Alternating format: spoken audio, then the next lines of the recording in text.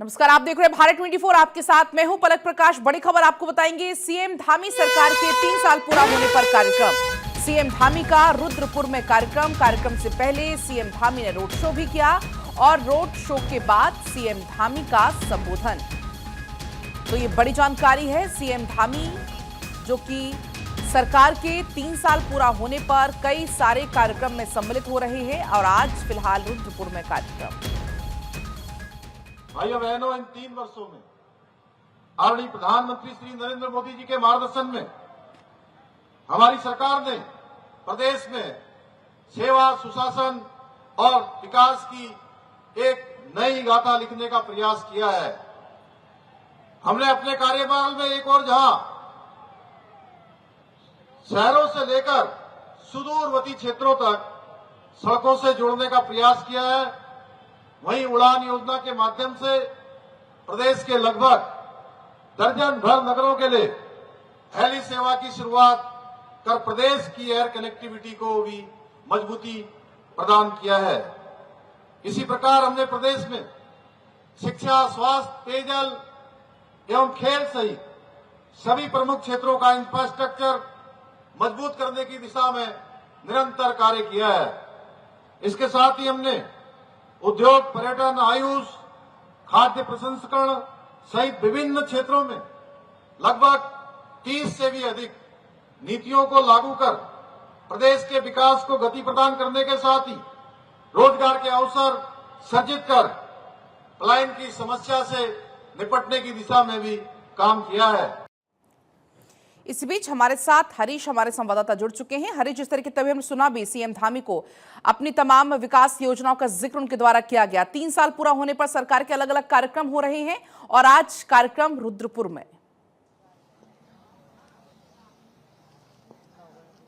पलक, देखिए, मुख्यमंत्री पुष्कर सिंह धामी का 3 साल का कार्यकाल के बाद लगातार प्रदेश भर में सेवा दिवस के रूप में अलग अलग जनपदों में कार्यक्रम आयोजित किए जा रहे हैं। इसी क्रम में आज मुख्यमंत्री पुष्कर सिंह धामी का रुद्रपुर दौरा है और रुद्रपुर दौरे में मुख्यमंत्री पुष्कर सिंह धामी अभी रुद्रपुर में मौजूद है और वहां पर लगातार मुख्यमंत्री पुष्कर सिंह धामी अपने 3 साल की जो उपलब्धियां हैं स्थानीय लोगों को बता रहे हैं, उधम सिंह नगर की जनता को बता रहे हैं कि किस तरीके से ऐतिहासिक फैसले धामी सरकार ने लिए हैं। मुख्यमंत्री पुष्कर सिंह धामी ने जिस प्रकार से उत्तराखंड के हित में जनपद राज्य के सभी जनपदों को एयर कनेक्टिविटी से जोड़ा है, इसी तरह बड़े फैसले उत्तराखंड के हित में लिए, चाहे वो सशक्त भू कानून का मामला रहा हो या फिर यूसीसी का मामला रहा हो। तमाम ऐसे मुद्दे, ऐसे कानून राज्य सरकार ने जनता के हित में बनाए हैं, जिसको लेकर के मुख्यमंत्री पुष्कर सिंह धामी ने 3 साल अपने कार्यकाल पूरे किए हैं और इसके बाद 4वें साल में प्रवेश है। लगातार प्रदेश भर में मुख्यमंत्री पुष्कर सिंह धामी का अभिनंदन कार्यक्रम आयोजित किया जा रहा है। आज मुख्यमंत्री पुष्कर सिंह धामी का रुद्रपुर में रोड शो रहा। इस दौरान रुद्रपुर के लोगों ने मुख्यमंत्री पुष्कर सिंह धामी का अभिनंदन किया और लगातार इसी तरह जिस तरीके से उत्तराखंड कह सकते हैं कि लगातार ऊंचाइयों को छू रहा है, तेजी के साथ, विकास के साथ आगे बढ़ रहा है, इसी तरह मुख्यमंत्री पुष्कर सिंह धामी 4वें साल में प्रवेश करें, यही स्थानीय लोगों ने मुख्यमंत्री पुष्कर सिंह धामी को शुभकामनाएं दी और भाजपा के जो स्थानीय कार्यकर्ता हैं, जितने समर्थक हैं, जो उनके चाहने वाले उस रोड शो में शामिल भी हुए हैं। लेकिन हमने देखा हरीश, इसके पहले भी अलग अलग जगह चूंकि कार्यक्रम हो रहे हैं 3 साल पूरा होने पर, ऐसे में जहां जहां पर भी सीएम जाते हैं उनका एक फोकस पर्यटन पर भी होता है कि कैसे पर्यटन के लिहाज से भी हम लगातार उत्तराखंड को आगे बढ़ा रहे हैं और उत्तराखंड लगातार विकास भी कर रहा है।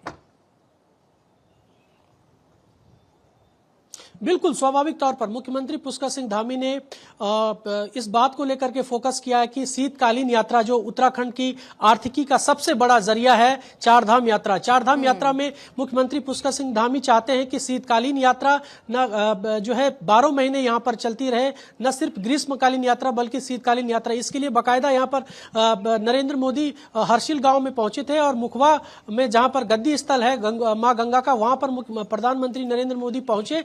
यहां से यही संदेश देश के प्रधानमंत्री नरेंद्र मोदी देना चाहते हैं कि क्योंकि देश विदेश से श्रद्धालु उत्तराखंड पहुंचते हैं, यहां देवभूमि है, चारों धामों को यहां पर स्थान है। ऐसे में सरकार यही चाहती है कि जो स्थानीय लोग हैं उनके रोजगार में वृद्धि हो, ताकि सरकार की आय में भी बढ़ोतरी हो और राज्य सरकार लगातार तेजी के साथ आगे बढ़े।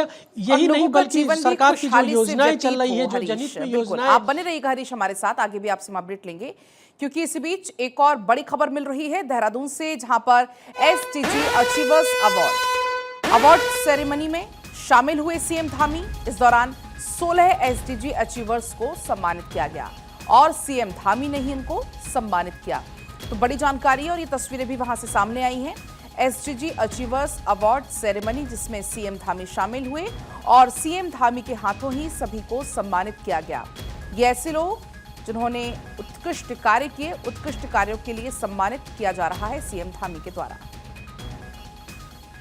भाइयों बहनों, सतत विकास शब्द से ही परिलक्षित होता है कि ऐसा विकास जो सतत हो अर्थात निरंतर हो, अनवरत रूप से, जो कभी न रुकने वाला, सदा चलने वाला।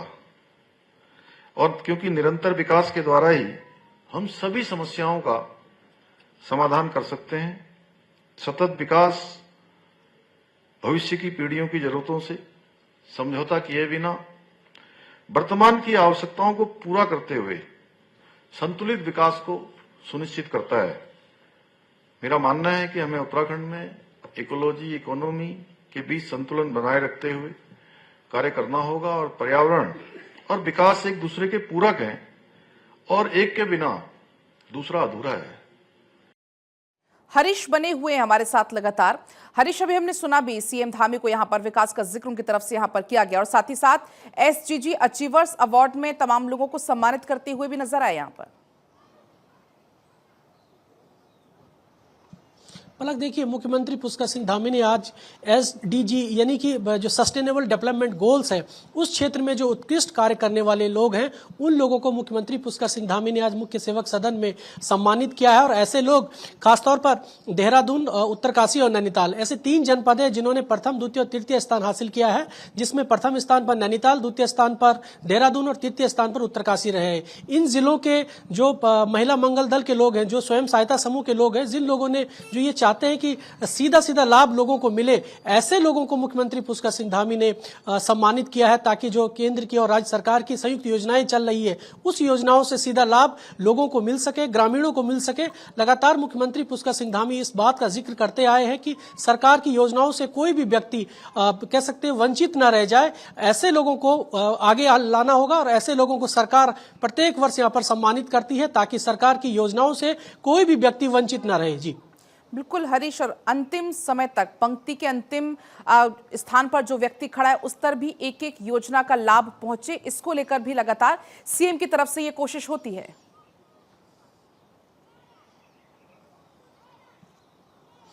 पलक देखिए, क्योंकि सीमांत जनपद उत्तरकाशी है और उत्तरकाशी के अलावा चमोली, पिथौरागढ़, ऐसे जिलों में सरकार की योजनाएं जन जन तक पहुंचे। सरकार का लक्ष्य है कि जो सरकार की योजनाएं चल रही है उन योजनाओं का लाभ दूर दराज के ग्रामीणों को मिले। ऐसे इसी को ग्रामीण देखते जिन हुए लोगों को हरीश यहाँ पर अवार्ड सेरेमनी का आयोजन किया गया। फिलहाल बहुत शुक्रिया पूरी बातचीत और पूरी जानकारी के लिए।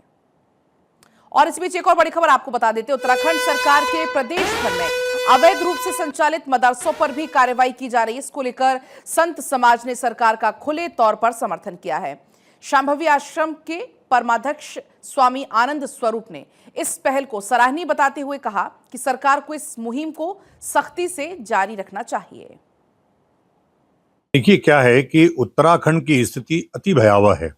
मैं आज 3 साल से लगातार चिल्ला रहा हूं कि उत्तराखंड कश्मीर होता जा रहा है। लगभग यहाँ पे 5 लाख से ऊपर रोहिंग्या मुसलमान रह रहे हैं।